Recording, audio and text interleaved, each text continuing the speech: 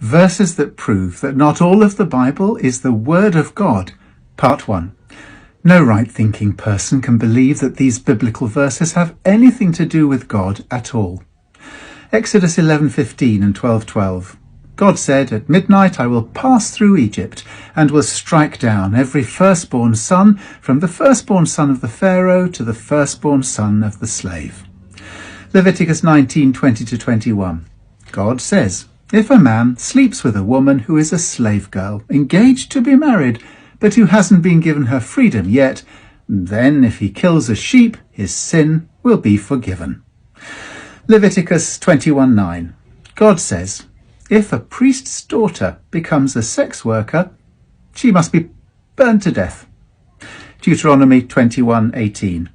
If a man has a stubborn and a rebellious son, his parents are to take him to the men of the city, and they shall stone him to death.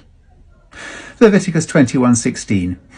God says, "No one who has a defect may come near to God's altar, not the blind, the lame, the disfigured or deformed, not with a crippled hand or foot, or who is hunchbacked or dwarfed, or who has an eye defect. They must not go near or approach the altar and desecrate it." Leviticus 26:27. God says, "If you're hostile towards me, I will punish you. You will eat the flesh of your sons and your daughters." Deuteronomy 2:33-34. God delivered the king and his army to us, and we struck him down, and his army, and took all his towns, and completely destroyed them. Men, women, and children. We left no survivors. Deuteronomy 13:6-9.